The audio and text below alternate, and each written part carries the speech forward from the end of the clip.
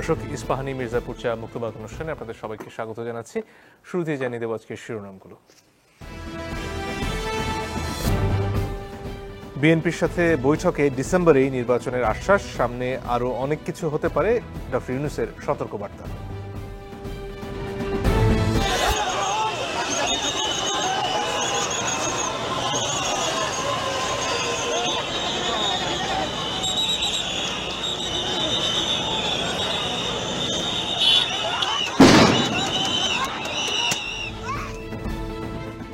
শাহবাগে প্রাথমিক শিক্ষকদের উপর লাঠিচার্জ, টিয়ার শেল, জলকামান, মবের বিরুদ্ধে হুঁশিয়ারি সরকারের।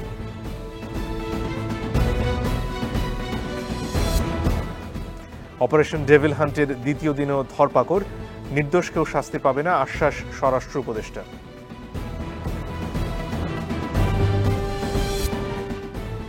চাইলেই জরুরি অবস্থা জারি করতে পারবেন না রাষ্ট্রপতি, দলের বিপক্ষে ভোট দিতে পারবেন এমপিরা।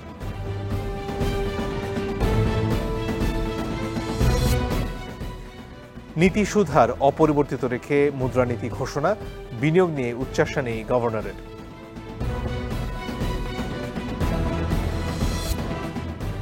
শুক্রবারের মধ্যে সৌদি আরবের সাথে হজ চুক্তির নির্দেশ, এবার সঙ্গী হিসেবে নেওয়া যাবে না শিশুদের।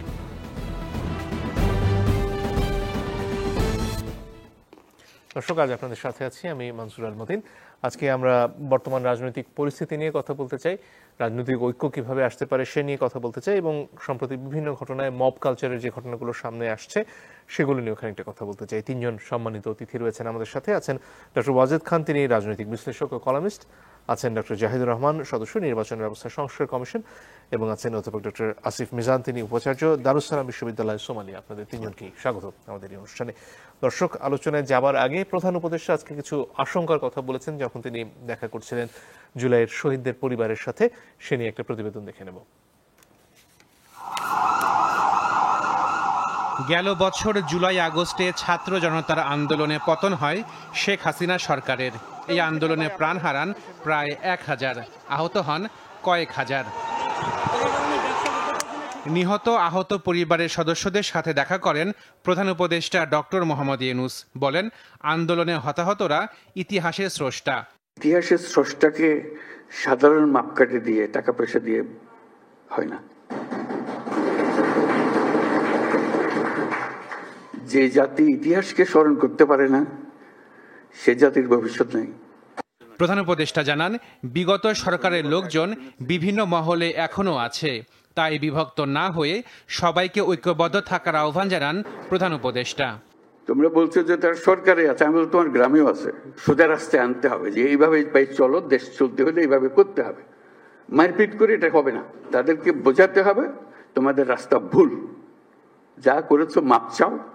তোমরা বিচারের কথা বলেছো, অনেক সময় বিচার তো হবে, বিচারের কাজ সরকারের দায়িত্ব বিচার করা, কারণ তাৎক্ষণিক হতে হলে অবিচার হয়ে যায়। বিচারের মূল জিনিসটা হলো এটা সুবিচার হতে হবে। যারা অপরাধী তাদের অবশ্যই বিচার হবে বলেও জানান ডক্টর ইউনূস। এ সময় ভবিষ্যতে বিশৃঙ্খলা নিয়ে সতর্ক থাকার আহ্বান জানান প্রধান উপদেষ্টা। বহু রকমের ঘটনা ঘটবে, কারণ ওরা তো ছাড়তেছে না তাদের, যে তাদেরকে তাড়িয়ে দিয়েছ, তারা বলতেছে আমরা সহজে মেনে নেব না। তারা সহজে মেনে নেবেন, আমরা তাদের সহজে মানাতে হবে। আমাদেরকে এই জায়গার থেকে সরে গেলে হবে না। নতুন বাংলাদেশের ভেতরে যারা গন্ডগোলের সৃষ্টি করতে পারে তাদেরও নিশ্চিহ্ন করবো আমরা। তাদেরকে দলে বেরিয়ে ফেলবো, নিজেদের মধ্যে নিয়ে আসবো, আর তা না হলে আইনের কাছে সুপর্দ করে দেবো। তবে হতাহতদের পরিবারের দায়িত্ব সরকার নিয়েছে বলেও জানান ডক্টর মোহাম্মদ ইউনূস। আনুষ্ঠানিকভাবে, প্রাতিষ্ঠানিকভাবে আপনাদের দায়িত্ব গ্রহণ করলো। শুরুতে ডক্টর ওয়াজেদ খান, আপনার কাছে আসতে চাই। এই মুহূর্তে আসলে দুটো ভিন্ন ধর্মীয় অবস্থা আমরা দেখছি আমাদের রাজনৈতিক দলগুলোর মধ্যে। বিএনপি প্রধানত তারা বলছে ডিসেম্বরের মধ্যে তারা নির্বাচন চায়। জামাতের তরফ থেকে এর আগে বিভিন্ন সময় নির্বাচনের কথা বলা হলেও সম্প্রতি জামাতের আমির বলছেন যে সংস্কার না করে নির্বাচন করাটা আসলে তাদের কাছে গ্রহণযোগ্য হচ্ছে না। এর মাঝখানে আবার আমরা দেখছি বিশেষ করে ধানমন্ডির 32-এ যে বুলডোজার মার্চের কর্মসূচি, তারপর থেকে এক ধরনের আবারও আইন নিজের হাতে তুলে নেয়ার প্রবণতা, ক্ষেত্র বিশেষে তার বিরুদ্ধে দু একজন উপদেষ্টা কথা বলেছেন। সরকারের তরফ থেকে এগুলো বন্ধ করার আহ্বান যদিও আছে, কিন্তু অনেক ক্ষেত্রে ছাত্র জনতা সেই কাজগুলো এখনো চালিয়ে যাচ্ছেন। তার সবশেষ একটা উদাহরণ, সেটা আজকে আমরা বইমেলাতে দেখলাম। একটি স্টলে তাসলিমা নাসরিনের বই রাখাকে কেন্দ্র করে সেখানে কিছু মানুষ যান, তারা সেটি বন্ধ করার কথা বলেন এবং এক পর্যায়ে স্টলটি বন্ধ হয়ে যায় এখানে হট্টগোলের মধ্যে। এই যে পরিস্থিতি, যেখানে আসলে অনেকেই এখনো মনে করছেন যে পরিস্থিতি নিয়ন্ত্রণের বা কোনো সমস্যার সমাধানের দায়িত্ব আসলে মবের, সেখান থেকে বেরিয়ে এসে শৃঙ্খলা ফিরিয়ে এনে এই যে সংস্কারগুলোর কথা আমরা এতদিন ধরে বলছি, সেই রাস্তায় ফেরার উপায়টা আসলে কি? ধন্যবাদ আপনাকে। তা আজকের যে সর্বশেষ যে ঘটনাবলী, বিএনপির সাথে প্রধান উপদেষ্টার যে বৈঠক হয়েছে সন্ধ্যায়, তা আমরা দেখতে পাচ্ছি আপনি যেটা বললেন, তারা দ্রুত নির্বাচন দাবি করছে। এই দ্রুত নির্বাচনের দাবি আমরা দেখতে পাচ্ছি 5ই আগস্টের পর দুদিন পরই তারা 72 ঘন্টার মধ্যেই দ্রুত নির্বাচনের দাবি জানিয়েছিল। তো এখন যে আকাঙ্ক্ষা নিয়ে 5 আগস্টের বা জুলাই আগস্টের যে বিপ্লব বা গণ অভ্যুত্থান সংগঠিত হয়েছে, তার যে আকাঙ্ক্ষা, সে আকাঙ্ক্ষা হলো যে বৈষম্য বিরোধী আকাঙ্ক্ষা, সমাজে যে বৈষম্য, রাষ্ট্রে যে বৈষম্য, সেই বৈষম্য রোধ করা, ফ্যাসিবাদ যাতে বাংলাদেশে পুনরায় প্রতিষ্ঠিত না হয় সেটা বন্ধ করা, একটা স্বপ্নের বাংলাদেশ, যে বাংলাদেশ হবে গণতান্ত্রিক, আইনের শাসনের, সামাজিক ন্যায় বিচারের, যেখানে প্রতিটি মানুষ তার অধিকার, তার যে কথা বলার অধিকার, সব কিছু তারা সংহত করতে পারবে। কিন্তু আমরা আজকে 6 মাস অতিক্রান্ত হয়েছে এই অন্তর্বর্তীকালীন সরকারের। এই সরকারের প্রধান যে উদ্দেশ্য আমরা দেখতে পেয়েছি, মূল যে আকাঙ্ক্ষা গণ অভ্যুত্থানে, তার উপর ভিত্তি করে যে রাষ্ট্র সংস্কার আগে নির্বাচন পরে, এটা নিয়ে একটি বিতর্ক প্রথম থেকেই ছিল। কিন্তু রাজনৈতিক দলগুলোও সরকারকে বলেছিল তারা একটা যৌক্তিক সময় দেবে এই সংস্কারগুলো করার জন্য, রাজনৈতিক সংস্কার করার পরে নির্বাচনের প্রক্রিয়ায় তারা যাবে। কিন্তু এই সরকারের দুর্বলতার কারণে, সরকারের যে উপদেষ্টা পরিষদ, সরকারের যে কার্যক্রম, সেটা যতটা আমরা আশা করেছিলাম, যতটা একটা বৈপ্লবিক সরকার বা একটা অভ্যুত্থান পরবর্তী সরকারের যা হওয়া উচিত ছিল, তা হয়নি। সেগুলো বিভিন্ন দিক থেকে যেমন বাধাপ্রাপ্ত হয়েছে। প্রাথমিকভাবে তারা যেটা করতে পারেনি, এই সংবিধানকে রেখে বৈপ্লবিক চেতনায় একটি সরকার গঠন করা, আগের যে প্রেসিডেন্ট তাকে বাদ দেওয়া, এবং এর পরবর্তী সময়ে তারা যে বৈপ্লবিক একটা ঘোষণা দেওয়ার কথা ছিল, সেটাও দিতে পারেনি। এখন এই যে একটা সাংঘর্ষিক পরিবেশ একটা সৃষ্টি হয়েছে, আমার মনে হয় যে তাদের যে সরকারের যে সাময়িক যে ব্যর্থতা, আমি এটা বলবো না যে এই সরকার ব্যর্থ, কিন্তু তাদের যেটা করা, আইন শৃঙ্খলা পরিস্থিতির চরম অবনতি ঘটেছে, এখানে দ্রব্যমূল্যের যে ঊর্ধ্বগতি, এখানে সামাজিক যে ভারসাম্য, সেটা বিভিন্নভাবে বিনষ্ট হচ্ছে। যারা এই ফ্যাসিবাদের হুতা, তারা দেশ থেকে নিরাপদে নির্বিঘ্নে পালিয়ে গেছে। সেখানে সরকারি এবং বেসরকারিভাবে যারা তাদেরকে নিরাপদ প্রস্থানের বা দেশ ত্যাগের সুযোগ করে দিয়েছে, আমরা তাদেরকে আটকাতে দেখিনি। এখন আমরা দেখতে পাচ্ছি বিভিন্ন জায়গায়, বিভিন্ন স্থানে যেভাবে আপনার মব বলেন বা যে ধরনের বিশৃঙ্খল পরিস্থিতির সৃষ্টি হচ্ছে, এটা আইন এমন একটা জিনিস, ল ইজ কমন সেন্স, আপনি একজন আইনের লোক। এই যে আইন, এই আইন তো মাটিতে গড়াগড়ি খাবে না। আইন রক্ষাকারী বাহিনী যদি আইনকে শক্তভাবে নিয়ন্ত্রণ করতে না পারে, তাহলে আইন তো ফুটবল না, মাটিতে গড়াগড়ি খাবে, কেউ না কেউ এটা হাতে তুলে নিবে। আজকে তারা এই আইনকে হাতে তুলে নিচ্ছে, যার জন্য দেশের বিভিন্ন জায়গায়, রাজধানীতে সর্বত্রই আমরা দেখতে পাচ্ছি যে বিশৃঙ্খল পরিস্থিতি। আপনার রাস্তায় আমরা বেরোতে গেলে গাড়ি ঘোড়া বন্ধ হয়ে যাচ্ছে, মিছিল মিটিং। এখন সরকারের যে বাহিনী, পুলিশ বাহিনী বা র্যাব, অন্যান্য বাহিনীর সাথে এখানে সামরিক বাহিনীও তো এখানে তারা যে ম্যাজিস্ট্রেসি পাওয়ার পেয়েছে, কিন্তু তার যে কার্যক্রম, সেটা কিন্তু আমরা কার্যত দেখতে পাচ্ছি না। ধন্যবাদ। ডক্টর জাহেদ, আপনার কাছে পর্যায়ে আসতে চাই। এই যে একদিকে বৈষম্য বিরোধী ছাত্র আন্দোলনের আহ্বায়ক হাসনাত আব্দুল্লাহ মবের পক্ষে কথা বলছেন, অন্যদিকে আমরা আজকেও যে ঘটনা দেখলাম বইমেলায়, তার বিরুদ্ধে মাহফুজও আজকে এক ধরনের স্পষ্টতই একটা অবস্থান নিয়েছেন এবং সরকারও এর আগে বিভিন্ন সময়ে এই ধরনের কার্যক্রমের বিরুদ্ধে তাদের অবস্থান জানাচ্ছে। এই যে এক ধরনের বৈপরীত্য, সেখানে বৈষম্য বিরোধী ছাত্র আন্দোলন এই অভ্যুত্থানের সবচেয়ে বড় শক্তি, তাদের পক্ষ থেকে যখন এই ধরনের বার্তা আসে, সরকারের পক্ষে কি আসলে পরিস্থিতি নিয়ন্ত্রণ করা আদৌ সম্ভব? ধন্যবাদ। আমি খুবই সম্ভব বলে মনে করি। সরকার আদৌ আন্তরিক কিনা সেটা নিয়ে আমার খুব সিরিয়াস প্রশ্ন আছে। আমি একটা ছোট একটু অফ টপিক হয়ে আমি এই আলোচনাটায় আসছি। মানে সরকার অবস্থান জানাচ্ছে, সরকারের কাজ কিন্তু অবস্থান জানানো না, সরকারের কাজ অ্যাকশন নেয়া। ধরুন যেন মাহফুজ আজকে যে স্ট্যাটাসটা দিয়েছেন, বইমেলার যে ঘটনা ঘটেছে, তথাকথিত তৌহিদি জনতা গিয়ে যা করেছে, মানে এটা আমি এখন আমার অনেক ক্ষেত্রেই মনে হয় আর কি শেখ হাসিনাকে আমরা ফ্যাসিস্ট বলেছি, উইচ আই ডিসএগ্রি, যেহেতু আলোচনায় ঢুকছি না, কিন্তু আমরা তাকে সরিয়ে আমার ফ্যাসিবাদটা চাপিয়ে দিতে চেয়েছিলাম। সম্ভবত অনেক জায়গায় আমরা ঠিক তাই দেখতে পাচ্ছি। তো উনি স্ট্যাটাস দিয়েছেন, তিনি তার আগেও দিয়েছেন, আমাদের ওই 32 নম্বর এবং পরবর্তী যে ঘটনাগুলো ঘটেছে সেখানেও দিয়েছেন। কিন্তু আসলে লাভ নেই। তো আমি একটু পেছনে যাই। এই সরকার ক্ষমতায় আসার পর, শেখ হাসিনা পালিয়ে যাওয়ার পর থেকে একটা ফেনোমেনন তৈরি হয়েছিল মাজার ভাঙা। এই মাজারের বিরুদ্ধে জনাব মাহফুজ ব্যক্তিগতভাবে প্রথম ফেসবুকে স্ট্যাটাস দিয়েছে, এরপর সরকারের পক্ষ থেকে 2 বার অফিসিয়াল স্টেটমেন্ট দেওয়া হয়েছে। অথচ 26 জানুয়ারিতে এসে বিশ্ব সুফি সংস্থা নামে একটা সংগঠন বাংলাদেশে, তারা জানিয়েছে 80টা মাজার ভাঙা হয়েছে। ওই ঘোষণার তাদের এই 26 জানুয়ারির পর আরো 2টো মাজার ভাঙা হয়েছে।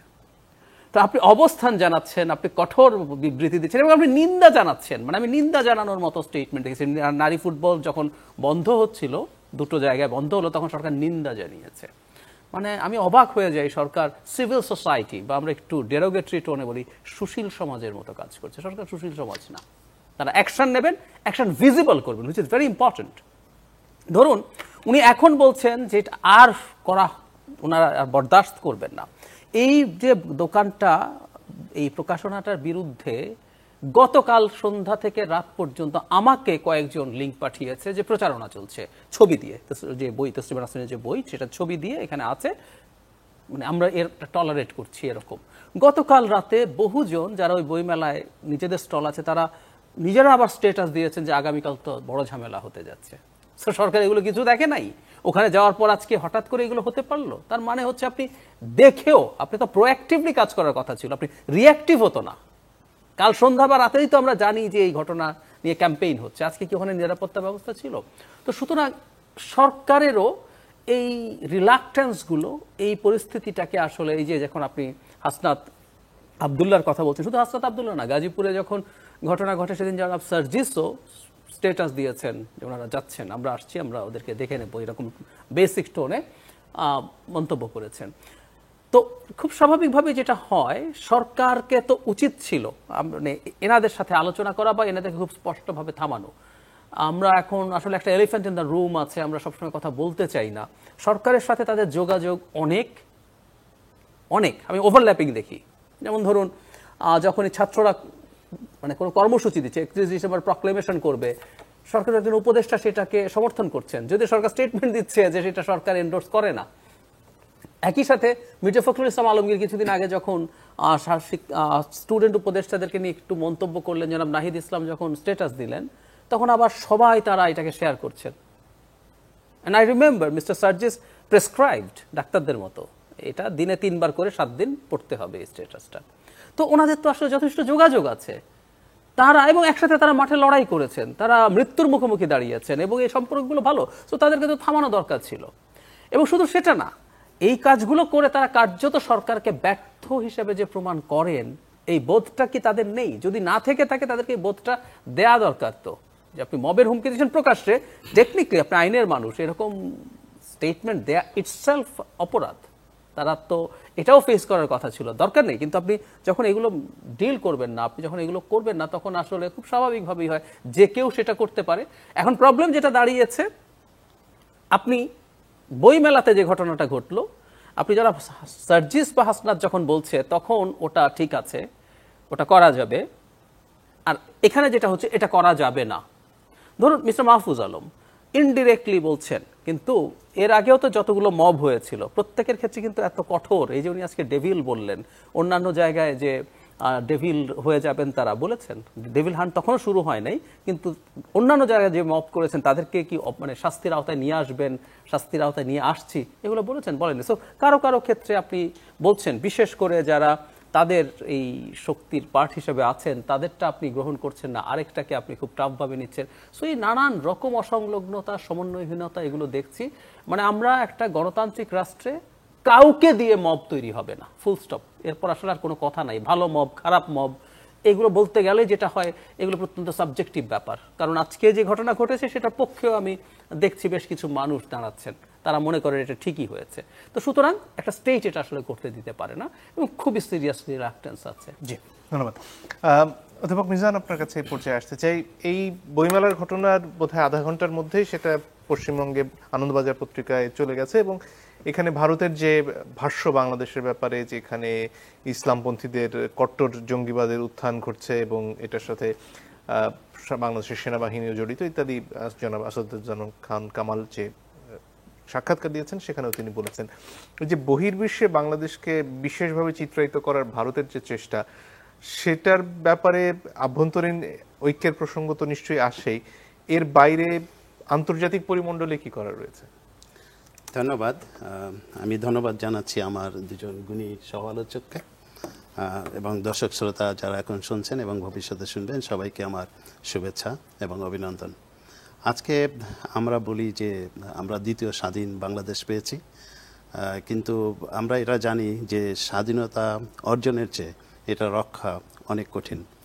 বিশেষ করে বাংলাদেশের মতো একটি দেশ যার বৃহত্তম প্রতিবেশী রাষ্ট্রটি আমাদের সাথে চরম শত্রু ভাবাপন্ন আচরণ করছে এবং দেখা গেছে যে ভারতের যে কর্মকাণ্ড তার ভিতর দিয়ে সে বাংলাদেশের জনগণ, বাংলাদেশ কোনো কিছু সে অন করে না, সে অন করে শুধু শেখ হাসিনা এবং আওয়ামী লীগ। এরকম পরিস্থিতিতে ভারত বিগত দিনগুলিতে বাংলাদেশের মানুষের উপরে জোর করে শেখ হাসিনার শাসন চাপিয়ে দিয়েছিল এবং তার পরিবর্তে ভারত যা পেয়েছে তা ফ্যাসিস্ট শেখ হাসিনা নিজেই বলেছে যে আমি ভারতকে যা দিয়েছি তা ভারত কোনোদিন ভুলতে পারবে না। সেই রকম একজন ভারতের বন্ধু যখন বাংলাদেশ থেকে উৎখাত হয়, তখন আমাদের কাছে ফ্যাসিস্ট হাসিনা যতটা পীড়াদায়ক, ভারতের কাছে কিন্তু সে ততটাই মধুর। এবং আজকে বাংলাদেশ শুধু নয়, ভারতের প্রতিবেশী সকল রাষ্ট্র ভারতের হাতছাড়া হয়ে গেছে তার এই ভারতের যে বিগ ব্রাদার সুলভ আচরণের কারণে। এরকম একটা পরিস্থিতিতে ভারত প্রতিনিয়ত আমাদের বিরুদ্ধে নানান রকম প্রকাশ্যে এবং অপ্রকাশ্যে শত্রুতা করে যাচ্ছে। প্রকাশ্যে শত্রুতার অন্যতম দিক আপনি নিশ্চয়ই মনে আছে যে আমাদের পানি দিয়ে মারতে চেয়েছিল, আমরা সেটা সবাই একত্রে মোকাবিলা করেছি এবং ভারত এখন সবসময় উৎপেতে আছে এবং অনেকেই মনে করেন যে ৩২ নম্বরে যা ঘটেছে এর পিছনে ভারতের হাত রয়েছে এবং আজকে বইমেলায় যা ঘটেছে অনেকে হয়তো তার পিছনে ভারতের হাতের কথা বলবেন। কিন্তু আমরা যদি মব জাস্টিসের কথা বলি, মবের সাথে মগের মুল্লুক শব্দটা কিন্তু একেবারে ঘনিষ্ঠ। তো বাংলাদেশ কিন্তু মগের মুল্লুক নয়। বাংলাদেশ আজকে বিশ্ববিখ্যাত একজন Nobel laureate professor doctor Mohammad ইউনূসের অধীনে শাসিত হচ্ছে। আমরা এই শাসন তো দেখতে চাই, কিন্তু শাসনের যে মূল কথা সেটা হলো সেবা করা। আসলে শব্দটা ব্যবহৃত হয় আমাদের দেশে শাসন হিসাবে, কিন্তু আসলে এটা কিন্তু জনগণের শোষণ। কিন্তু প্রফেসর ডক্টর ইউনূস একটি বিশৃঙ্খল একটা রাষ্ট্র তার হাতে পেয়েছে, যেখানে অর্থনৈতিক, রাজনৈতিক, সামাজিক সর্বক্ষেত্রে চরম বিশৃঙ্খলা ছিল। অতএব বাংলাদেশের মানুষ আশায় বুক বেঁধে তাকে সময় দিয়েছিল যে তিনি নিশ্চয়ই এ দেশটিকে আইনের শাসনের অধীনে নিয়ে আসবেন। কিন্তু ইতিমধ্যেই একজন বিজ্ঞ সহ আলোচক যা বলেছেন যে আমরা ভিজিবলি কি দেখছি, এবং এটা শুধু আমাদের না, 18 কোটি মানুষের প্রশ্ন। অনেকে বলে থাকেন সময়, সংস্কার ইত্যাদির বিষয়। দেখুন, আমরা যদি দেখতাম যে রাষ্ট্রটি আমাদের যে প্রত্যাশার পথে চালিত হচ্ছে এবং আমাদের প্রত্যাশিত সংস্কারের পথে যাচ্ছে, তাহলে আপনি যেমন পরীক্ষার হলে আমাদের 3 ঘন্টা 4 ঘন্টা কখন চলে যায় আমরা টের একটা পেতাম না, বিরতির এখানেও কিন্তু সময় আমরা হয়ে টের গেছে। পেতাম না। জি, অনেক ধন্যবাদ। ফিরে আসবো আপনাদের কাছে। দর্শক, একটু পরে ফিরে আসছি, আশা করি সাথে থাকবেন।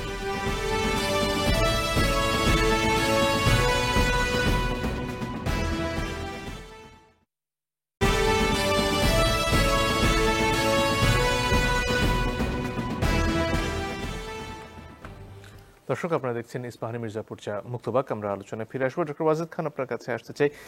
এই যে এত সংস্কারের কথা এতদিন ধরে হচ্ছে, তার মূলে তো দিনের শেষে যাতে নির্বাচন পরবর্তী রাজনৈতিক দলগুলো দেশে এক ধরনের গুণগত পরিবর্তন আনতে পারেন, যে বিভিন্ন কাঠামো বা ব্যবস্থার সংস্কার কথা বলা হচ্ছে বা প্রস্তাব আসছে, সেগুলো করলেই কি আসলে দিনের শেষে আমাদের রাজনৈতিক সংস্কৃতির পরিবর্তনের নিশ্চয়তা পাওয়া যায় কিনা? আচ্ছা, এখানে একটা বিষয় খুব স্পষ্ট করে বলা দরকার। সেটা হলো যে বিগত 53 বছর বাংলাদেশে 12টি জাতীয় সংসদ নির্বাচন অনুষ্ঠিত হয়েছে।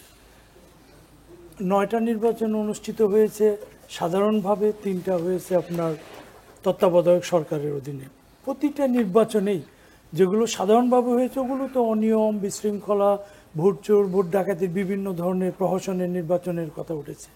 ওই 3টা নির্বাচন নিয়েও আপনার বিতর্ক হয়েছে, হরতাল, কত কিছু, সংসদ বর্জন হয়েছে। নির্বাচন হলেই দেশে গণতন্ত্র আসে না, আইনের শাসন আসে না, সামাজিক ন্যায় বিচার প্রতিষ্ঠিত হয় না, এটা প্রমাণিত হয়েছে। এখন ত্রয়োদশ নির্বাচন হলেই যে এটা হবে এর কোনো গ্যারান্টি নাই। এই গ্যারান্টি না থাকার কারণ, এখন যদি এই সরকারের 11টা কমিশন হয়েছে, তারা বিভিন্ন ধরনের সুপারিশ দিচ্ছে, এটা করবে, এগুলো কনসাইজ করে সব কিছু এটা কারা ইমপ্লিমেন্ট করবে? এই সরকার করবে? রাজনৈতিক দলগুলো বলছে না, এই সরকারের কোনো এখতিয়ার নেই সংবিধান নিয়ে কোনো করা। সুপারিশ তারা করতে পারে, পরবর্তী নির্বাচিত সরকার যারা আসবে তারাই এগুলো করবে। এখন প্রশ্ন হলো, এই যে এতগুলো সংস্কার হচ্ছে, এখানে কিন্তু রাজনৈতিক সংস্কারের কোনো কথা ওঠায়নি, কেউ উঠাচ্ছে না, আমরা দেখতে পাচ্ছি।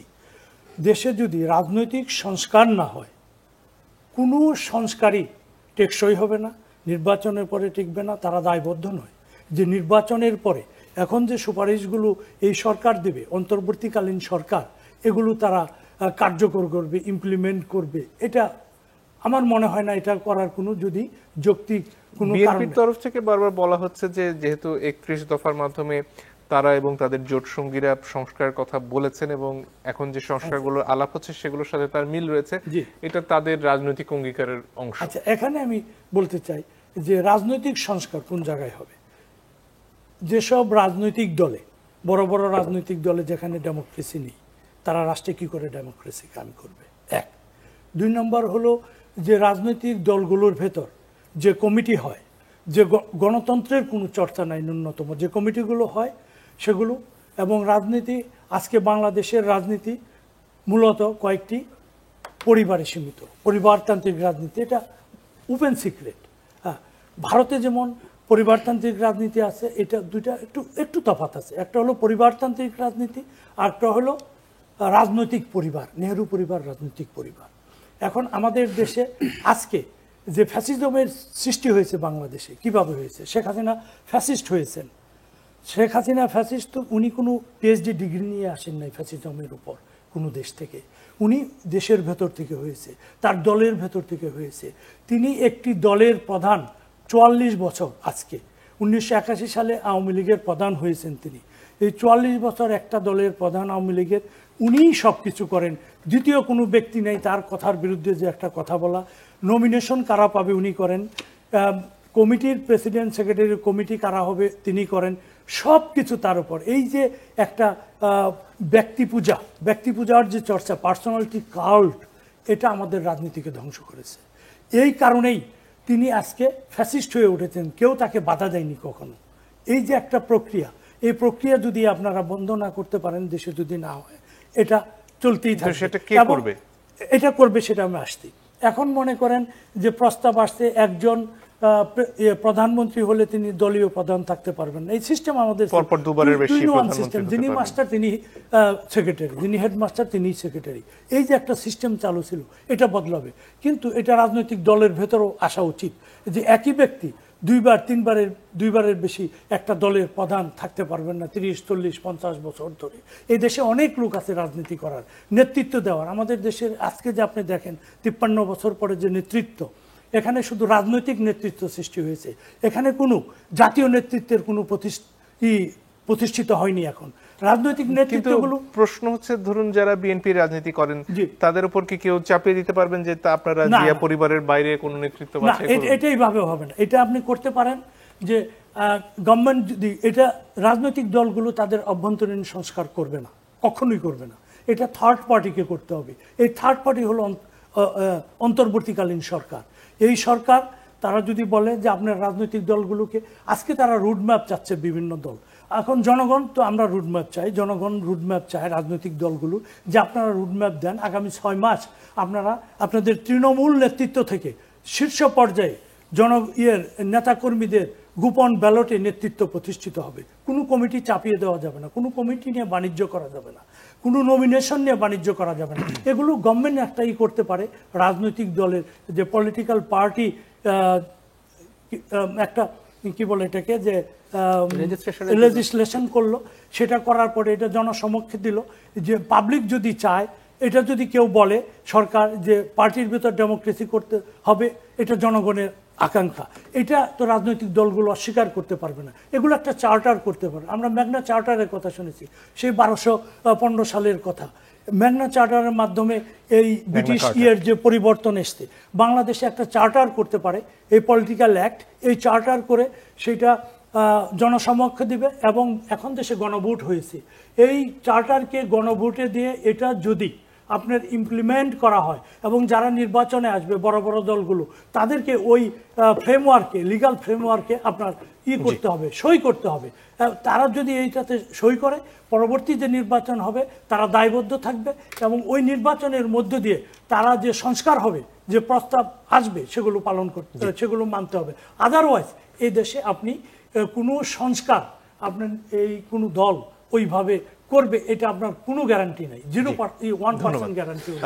এটা আমার মনে হয় আমাদের সবার কথা বলা দরকার, যারা কথা বলেন টেলিভিশনে এবং যারা বিভিন্ন কমিশনে আছেন।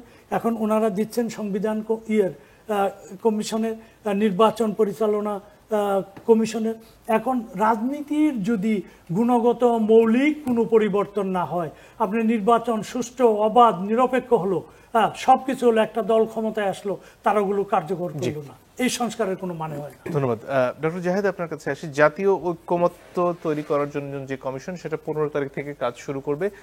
যে সংস্কার কমিশনগুলোর প্রতিবেদন এরই মধ্যে এসেছে, সেগুলোকে ভিত্তি ধরে এরপরে আলোচনা এগোবার কথা।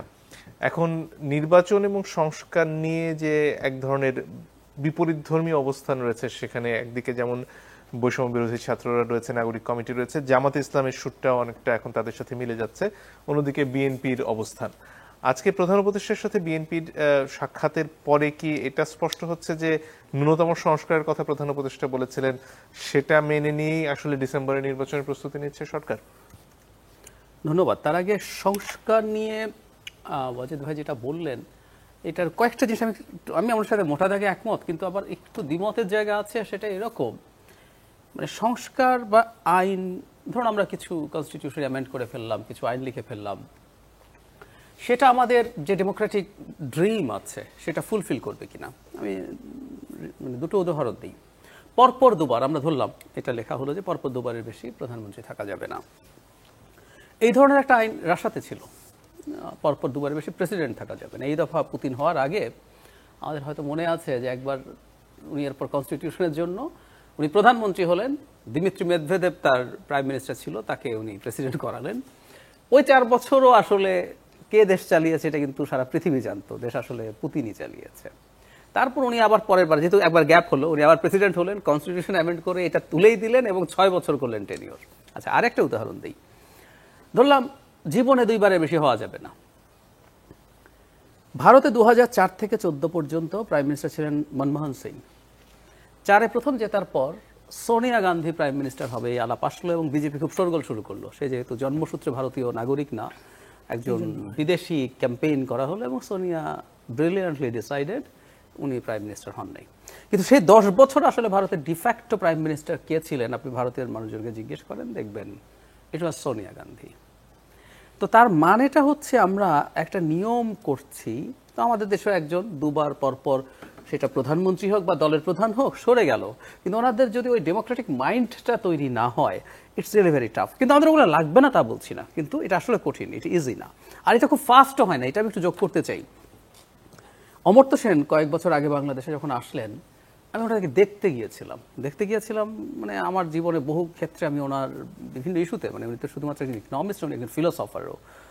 ওনার খুব গুরুত্বপূর্ণ ফিলোসফির বই আছে, দ্য আইডিয়া অফ জাস্টিস, অসাধারণ বই, আর ডেভেলপমেন্ট রিলেটেড, ইকোনমিক্স রিলেটেড তো আছেই পরিচিত। কিন্তু আমি দেখতে গেলাম যে মানুষটাকে একটু দেখতেও ভালো লাগবে, দেন আই ওয়েন্ট দেয়ার, এবং খুব ইন্টারেস্টিং একটা ঘটনা আছে ওখানে। উনি যখন সোশ্যাল ট্রান্সফরমেশন এবং চেঞ্জের কথা বলছিলেন, একজন শ্রোতা দাঁড়িয়ে খুব, আমরা কথ্য ভাষায় না জেহাদি জোশে বলছেন যে আপনি যেভাবে বলছেন এভাবে তো পরিবর্তন হবে না, পরিবর্তন এভাবে করতে হবে, ম্যাসিভলি করতে হবে, ইত্যাদি ইত্যাদি। তো উনি খুবই বিনয়ী মানুষ, এত বিনয়ী আসলে খুব কম মানুষ হন। তো উনি তখন বলছেন, হ্যাঁ আপনি যদি এভাবে সমাজ পরিবর্তন করতে পারেন ভালো, তবে আমি মনে করি, উইচ আই বাই ওনার এই মন্তব্যটা, সমাজ তো আসলে কালচারের সাথে জড়িত, এটা পরিবর্তিত হয় ক্রাফটসম্যানের একটা ছোট হাতুড়ির ক্রমাগত ঠুক ঠুক ঠুক করে ঘাতে। কামারের হাতুড়ির বাড়িতে আসলে সোসাইটির পরিবর্তন হয় না, এটা অমর্ত্য বলছেন। আমার কাছেও মনে হয় যে শেখ হাসিনার তো শুধু না, এর আগেও আমরা কি খুব ডেমোক্রেটিক ছিলাম মেন্টালিটির দিক থেকে? না। সো আমাদের এই পরিবর্তনগুলো একটু করা, মানে একটু সময় নিয়ে করা ভালো হবে আমি মনে করি। আচ্ছা, এবার আপনি যে পয়েন্টটা বলছেন নির্বাচন নিয়ে, এটা ঠিক, আমাদের প্রধান উপদেষ্টা কনসিস্টেন্টলি বলেছেন যদি দলগুলো রাজি না হয় কোনো সংস্কার চাপিয়ে দেবেন না। মানে আমি এটাকে পিক করতে চাই, ওনার সবচেয়ে ব্রিলিয়ান্ট ডিসিশন হচ্ছে এটা। কারণ আমরা আগে তো একবার চাপিয়ে দিয়েছিলাম সংস্কার 11-11 সময়, যখন আমরা 150টা অ্যামেন্ডমেন্ট করে মনে করেছিলাম যে বাংলাদেশ মনে আমরা আমূল পাল্টে ফেললাম। 150টা অর্ডিন্যান্স করেছিলাম নতুন, এবং রাজনৈতিক নেতৃত্ব জোর করে পরিবর্তন করার চেষ্টা তো ছিল। পরে আওয়ামী লীগ এসে 1/3 সেটাকে আইনে কনভার্ট করেছে, বাকি 100টা ফেলেই দিয়েছে। নট অনলি দ্যাট, যেগুলো করেছে ওর মধ্যেও পরিবর্তন করেছে। ধরেন আরপিওর অনেক কিছু রেখেছে, কিন্তু না ভোট তো বাদ দিয়ে দিয়েছে। না ভোট কিন্তু একটা ভালো অপশন, কিন্তু আপনি এটা বাদ দিয়ে দিয়েছেন। সিম্বলিক না ভোট, আমাদের না ভোট কিন্তু এরকম না যে যেমন ইন্দোনেশিয়াতে আছে, আপনি যদি না ভোট বেশি হয়ে যায় তাহলে ভোট আবার হবে, কিন্তু আমাদের এটা সিম্বলিক। না ভোট যত বেশি পাক না কেন, আপনার যিনি সেকেন্ড, যদি সে ফার্স্ট হয় সেকেন্ড ইলেক্টেড হবে, তো ওটাও তো রাখে নাই। এবং ইন্টারেস্টিং, আওয়ামী লীগ যখন এটা বাতিল করতে গেল, বিএনপিটা বাধা দেয় না। 8 সালের ওই পার্লামেন্টে তো বিএনপি ছিল, সবকিছুতে বাধা দেয়, কিন্তু ওটাই বাধা দেয়। তারা এই ব্যাপারে একমত হলেন। তো এই জন্য উনি চাপিয়ে দেবেন না, এটা সঠিক। এবং যতটুকু হয় আমার মনে হয় এই অভয়টা দিয়ে বসলে বরং আমরা কিছু প্রবাবিলিটি আছে যে বিএনপির মতো দলও অ্যাগ্রি করবে। এবং ভাইয়া যেটা বললেন, একটা চার্টার তৈরি করা সবার কনসেনসাসের ভিত্তিতে, রাইট, এই চার্টার তৈরি করা, এবং সেটা যদি খুব কমও হয়, খুব কমও। যেমন আমাকে যদি জিজ্ঞেস করেন যে কি চান আসলে আপনি, আমি একটা জিনিস যদি বলি, আমি যদি এটুকু আমরা করতে পারি, আমি মনে করি আমাদের দেশ পাল্টে যাবে। সেটা হচ্ছে আমাদের তো একটা তত্ত্বাবধায়ক সরকার হতে যাচ্ছে। আমরা তত্ত্বাবধায়ক সরকারের অধীনে আমাদের ন্যাশনাল ইলেকশনগুলো এবং আমাদের লোকাল গভর্নমেন্ট ইলেকশনগুলো আমরা ম্যানিপুলেট করব না। এই একটা কনসেনসাস যদি হয়, আই স্ট্রংলি বিলিভ বাংলাদেশ পাল্টে যাবে। 2টা 3টা 4টা ইলেকশন দেন, আপনি দেখবেন হতে বাধ্য। You have to respond to people. আম আদমির মতো এত জনপ্রিয় দল হেরে গেল, কিন্তু খুব বাজেভাবে হারলো। এবং ক্যাম্পেইন, আম আদমির যে প্রোগ্রাম, সে প্রথমবারের পর দ্বিতীয়বার কিন্তু প্রোগ্রাম দেখিয়েছে যে আমি এটা করেছি, এসছি। যখনই সে সেখান থেকে সরে গেল, তাদের করাপশন নিয়ে প্রশ্ন আসলো। আপনারা নিশ্চয়ই খেয়াল করেছেন, আন্না হাজারে তার শীর্ষকে নিয়ে খুব কঠোরভাবে বলেছেন যে ওখানে চলে গেল। এবং যে ওদের আবগারি শুল্ক, যে মদের লাইসেন্স নিয়ে ওনাদের যথেষ্ট দুর্নীতির অভিযোগ তৈরি হলো, বাদ হয়ে গেল। এবং বিজেপি বেটার প্রোগ্রাম, বিজেপি কিন্তু দিল্লিতে হিন্দুত্ববাদ দেখায় নেই, ধরে ধরে ধরে ধরে বিজেপি যা আম আদমি যা করতো তার চেয়ে বেটার প্রোগ্রাম দিয়েছে। এই তো কম্পিটিশন মানুষ এভাবেই পায়। কেজরিওয়ালের সময় ওখানকার সরকারি স্কুলের এত উন্নতি হয়েছে, এক্সপেন্সিভ প্রাইভেট স্কুল থেকে লোকজন তাদের বাচ্চাদেরকে সরকারি স্কুলে নিয়ে এসেছিল। মেয়েদের গাড়ি, পানি, বিদ্যুৎ, এই যে লাইফলাইন গ্রাহক বলে আমরা একটা লিস্ট টাকা দেই 50 ইউনিট পর্যন্ত, দিল্লিতে এটা ফ্রি তো, যার ওইটুকু বিদ্যুৎ ব্যবহার করে। সো এভাবেই মানুষের কল্যাণ হয়। আস্তে আস্তে অন্যান্য যাবতীয় সংস্কৃতি, তখন দলের প্রশ্নও আসবে, তোমার দলে এমন হবে কেন, ওই রকম হতে হবে। আরেকটা দল ক্যাম্পেইনে দেখাবে মানে কিভাবে কাজ করে ব্যাপারটা। ধরলাম আমরা বিএনপি, পরিবারতন্ত্র, বিজেপি প্রচুর ব্যবহার করেছে না, এবং সে সাফল্য পেয়েছে। তো নতুন দল স্টুডেন্টদের যে দল আসলো তারা পয়েন্ট আউট করলো রাজনীতিতে, দেখেন এখানে পরিবারতন্ত্র আছে, এটা খারাপ, এটার জন্য ক্ষতি হবে, আপনি আমাকে ভোট দেন। বিজেপি তো একদম টার্গেট করে তাদের ক্যাম্পেইন করেছে তাদের নেহেরু পরিবারের পরিবারতন্ত্রকে। সো এভাবেই দেখবেন তখন বিএনপিও সতর্ক হবে, আচ্ছা ঠিক আছে আমরা এটা না করি ওটা করি, মানুষ তো ওটা চাইছে। This is how it works. মানে দিনের শেষে ভোটের যদি নিশ্চয়তা থাকে তাহলে আমরা অনেক অনেক বড় পরিবর্তন পেয়ে যাব। জি, ধন্যবাদ। অধ্যাপক মিজান, আপনার কাছে আসি। এই যে সংস্কারগুলো হচ্ছে তার মধ্যেই আবার অনেক ধরনের দাবি দাওয়া নিয়ে মানুষজন রাস্তায় আসছেন। আজকেও প্রাথমিকের শিক্ষকরা রাস্তায় ছিলেন, তাদের উপর পুলিশের লাঠিচার্জ, জলকামান ইত্যাদিও আমরা দেখলাম। এবং আজকে থেকে উপদেষ্টা মাহফুজ আলম তো স্পষ্টতই বলছেন যে এই ধরনের দাবি দেওয়ার ব্যাপারেও তারা আসলে কঠোর হতে চলেছেন। এই যে অন্তর্বর্তী সরকারের কাছ থেকে দাবি আদায় করে নেওয়ার যে প্রবণতা এবং তার সাথে এই যে দীর্ঘমেয়াদী সংস্কারগুলোর ব্যাপারে যে প্রত্যাশা, এর সমন্বয়টা আসলে কিভাবে হবে? ধন্যবাদ। প্রথমেই আমি আপনার যে বইমেলার প্রসঙ্গ নিয়ে একটু বলতে চাই যে যে ঘটনা সেখানে ঘটেছে, আপনি যদি একটু ইতিহাসের দিকে খেয়াল করেন, তসলিমা নাসরিন সে কিন্তু একজন পরিচিত বা সুলেখক ছিলেন না, তাকে কারা তসলিমা নাসরিন বানিয়েছেন? জেহাদিরা। আজকে সেই জেহাদিরা তাকে আবার সামনে নিয়ে আসলেন, শুধু বাংলাদেশের সামনে না, সারা পৃথিবীর সামনে, এবং যেটা আমাদের রাষ্ট্রের জন্য, সরকারের জন্য অত্যন্ত ক্ষতিকর একটা দিক।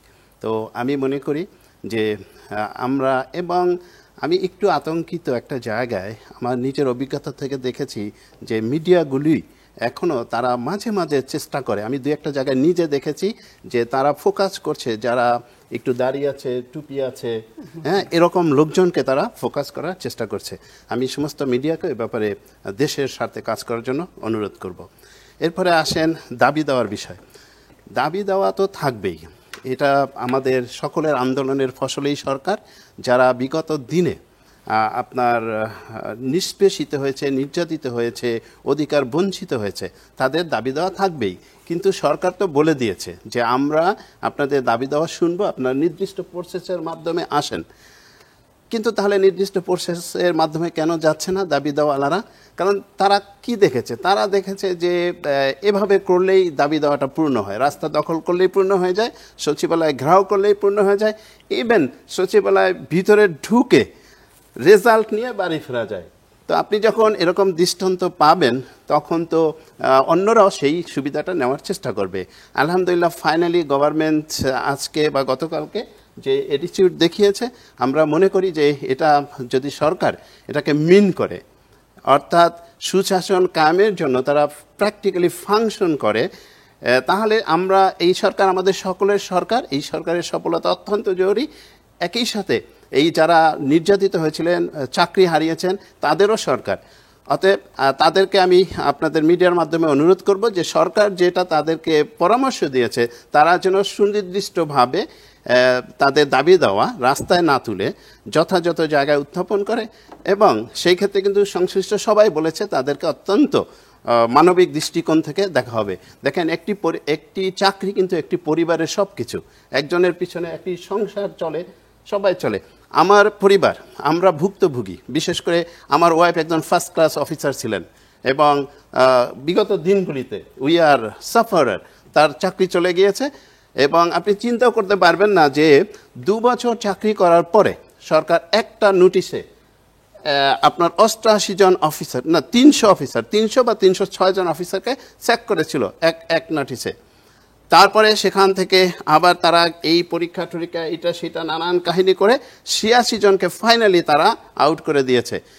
অতএব যারা ভুক্তভোগী তারাই কেবল বুঝতে পারবে যে এটা কীরকম। অতএব এই চাকরির ক্ষেত্রে বা দাবি দেওয়ার ক্ষেত্রে আমি মনে করি সরকারের একটা স্পেশাল সেল গঠন করা দরকার, যে সেল এদেরকে আসলে দেখবে, অন্তত সরকার তাদের যে মনোকষ্টটা শুনবে এবং যেটা ন্যায়সঙ্গত সেটার ব্যাপারে তড়িৎ গতিতে সিদ্ধান্ত নেবে।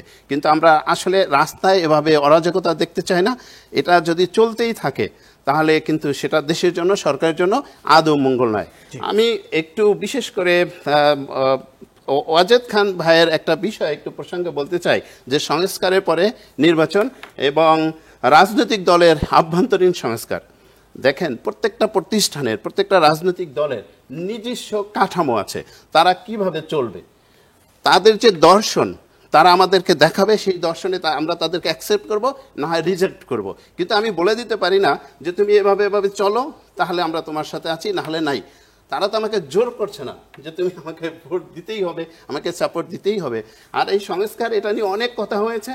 আসলে আমাদেরকে সরকার অলরেডি একমত পোষণ করেছে যে তারা দ্রুত যে অত্যন্ত জরুরি সংস্কারগুলি করে নির্বাচনমুখী হতে চায়। আসলে এই বাংলাদেশের বর্তমান সার্বিক পরিস্থিতিতে যদি আমি এক কথায় বলি, তাহলে সব কিছুর সমাধান কিন্তু একটি সুষ্ঠু, অবাধ এবং নিরপেক্ষ নির্বাচন। সেই নির্বাচনে সবাই যার যার ম্যানিফেস্টো নিয়ে আসবে, সেটা জনগণ যাদেরকে পছন্দ করবে তাদেরকে জনগণ ভোট দিবে।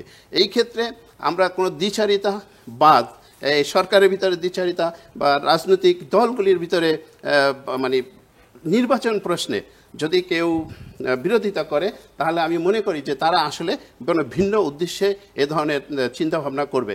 কারণ এই রাষ্ট্র এখন এভাবে আর নিতে পারবে না বেশি দিন। অতএব প্রফেসর ডক্টর ইউনূস সরকারের উচিত হবে দ্রুত জনগণের যে সরকার গঠিত করে জনগণের ক্ষমতা, সেই জনগণের নির্বাচিত সরকারের হাতে হস্তান্তর করা। এর বাহিরে যদি অন্য কিছু দেরি হয়, তাহলে ডিসেম্বরে হয়তো একটি নির্বাচন হবে। কিন্তু কেউ কেউ বলেন যে সেই নির্বাচন কি দ্বাদশ সংসদ নির্বাচন হবে, নাকি অন্য কোনো নির্বাচন হবে। নির্বাচন তো নানান রকম আছে, সংসদ নির্বাচন আছে, হেনাভোটের নির্বাচন আছে, ঠিক আছে, অনেক ধরনের নির্বাচন আছে। সুতরাং সবাই এই রাষ্ট্রকে রক্ষার জন্য আমাদের ঐক্যমত থাকতে হবে। বিশেষ করে যারা আন্দোলনের সবচেয়ে বড় শক্তি, যাদেরকে আমরা ন্যাশনাল হিরো মেনে নিয়েছিলাম, তাদেরকে অত্যন্ত সচেতন হতে হবে। তারা তাদের কমান্ডিং যে অবস্থা, সেটা কিন্তু তাদের কার্যকলাপের মাধ্যমে ইতিমধ্যে অনেকটা পিচ্ছিল হয়ে গিয়েছে। এবং তাদের ভিতরে তাদের সরকারের অংশের ভিতরে আবার দুই ধরনের মতামত, আবার বাইরের অংশের ভিতরেও মাঝে মাঝে দেখা যায় তাদের মত ভিন্নতা। অথচ প্রফেসর ইউনূস বলেছেন যে তারা একটা সায়েন্টিফিক ওয়েতে ম্যাটিকুলাস ডিসিশন মেকার তারা, তো তাদের সেই ধরনের ডিসিশন এখন কোথায়? অতএব তারা সুনিপুণভাবে চিন্তা ভাবনা করে, এই তরুণরা আমাদের আশার আলো দেখিয়েছে, তারা সেভাবেই এগিয়ে যাবে। এবং আমরা আশা করব সরকারের কোনো মন্ত্রী, সরকারের কোনো উপদেষ্টা রাজনৈতিক দলের সমালোচনা করা তাদের কাজ নয়। একজন উপদেষ্টা তো বারবার বলেন যে ওনারা 53 বছরে কি করেছে, সুতরাং আমরা সংস্কার করে আসব। আপনারা যে সংস্কার করবেন, ইতিমধ্যেই সম্মানিত আলোচক বলেছেন, জাহিদুর রহমান ভাই, ওনাকে আমরা সবাই পছন্দ করি, উনি অত্যন্ত যুক্তির সাথে বলেছেন যে এবং আমিও একমত যে আপনি হাজার সংস্কার করেন, ফ্রুটফুল সংস্কার করেন এবং সেটা বাস্তবায়নের কাছে আমাকে দেন। If I am not a good person or I am not friendly with your points, তা আমি তো এটা ছুড়ে দিব।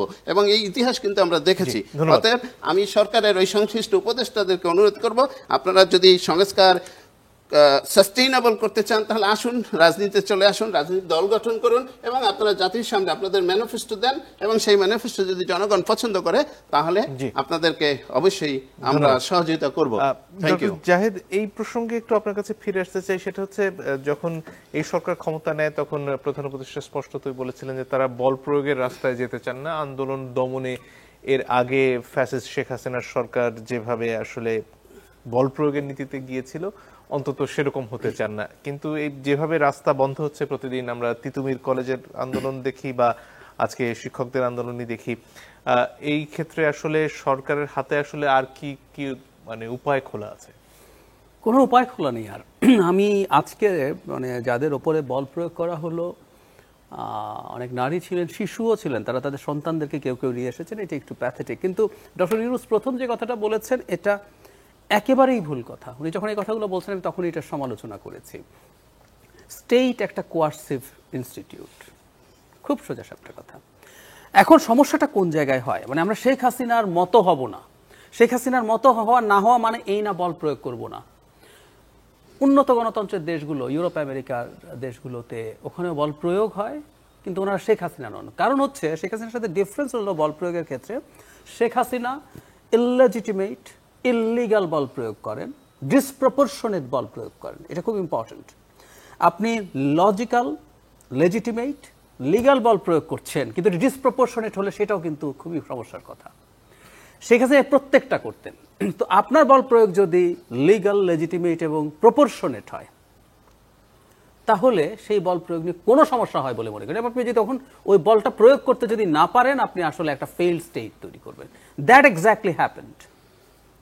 আমি জানি না ডক্টর ইউনূস এভাবে বলেছেন, উনি অনভিজ্ঞ মানুষ, রাষ্ট্র পরিচালনা নিজেই বলেন, কিন্তু ওনার এই ধ্যান ধারণাগুলো খুব ভালো থাকার কথা এবং উনি মানুষকে খুবই মোটিভেট করে চেষ্টা করেছেন কাজ করাতে। কিন্তু দেশটাকে শেখ হাসিনা যে জায়গায় নিয়ে গেছেন এবং তাদের মুখেই তারা বলছেন, which is right as well, যে প্রচুর ষড়যন্ত্র আছে। সুতরাং যেসব মুভমেন্ট আমরা দেখছি লজিক্যাল মনে হচ্ছে বা মনেও হচ্ছে না, ইললজিক্যাল। তিতুমির কলেজের যে মুভমেন্ট, এটাকে আমি ইললজিক্যাল মনে করি একেবারেই। তো আপনি এটা আগে থেকে স্পষ্টভাবে জানান না এটা হচ্ছে না, এবং তোমরা যদি এটা করো তাহলে আমি এই করতে যাচ্ছি। ফাইনালি সেটা করলেন এবং তাদেরকে আসলে এটা রিয়েলাইজ করতে হবে। আপনি সরকার হিসাবে, সরকার সবল মানে আবারও বলছি শেখ হাসিনা না, মানে সারা পৃথিবীতে তো এখন প্রচুর বই লেখা হচ্ছে, তাই না? যেমন একটা বিখ্যাত বইয়ের কথা আমার মনে পড়লো, দ্য ন্যারো করিডোর। এই বইটার রাইটার হচ্ছে যে ড্যারেন অ্যাসেমাগ্লু এবং জেমস রবিনসন, যারা ওয়াই নেশনস ফেল লিখেছে। ওখানে তারা স্টেটকে পাওয়ারফুল করে তোলার কথা বলছেন। স্টেট যদি পাওয়ারফুল হয়, সেখান থেকে আবার আমরা কিভাবে বাঁচবো? একটা স্টেট যদি অনেক পাওয়ারফুল হয়, সে তো জনগণের স্বাধীনতায় সমস্যা করবে। সো ইউরোপেও যখন তারা চায় স্টেটের ইনভলভমেন্ট বেশি, সেখানে স্টেট পাওয়ারফুল হয়ে উঠছে। সো স্টেট একটা পাওয়ারফুল বস্তু, এবং আপনি ওই পাওয়ারফুল এন্টিটিটাকে যদি পাওয়ারলেস করে ফেলেন, যা যা ঘটার কথা ঠিক তা ঘটলো। সমস্যা হচ্ছে, অপরাধ হচ্ছে যেগুলো আরো ক্রাইম, যেগুলো একেবারে মারাত্মক ক্রিমিনাল অফেন্স, সেগুলোর জন্য মাজার ভাঙা, ইনস্ট্যান্টলি আপনাকে স্টেপ নিতে হবে, শাস্তির আওতায় আনতে হবে, ধরে ফেলতে হবে, দেখাতে হবে জনগণকে যে আমি কিন্তু এটা করেছি। অভিনেত্রী চট্টগ্রামে গিয়ে দোকান উদ্বোধন করতে পারে না, কে কে পারে নাই নিয়ে আসুন।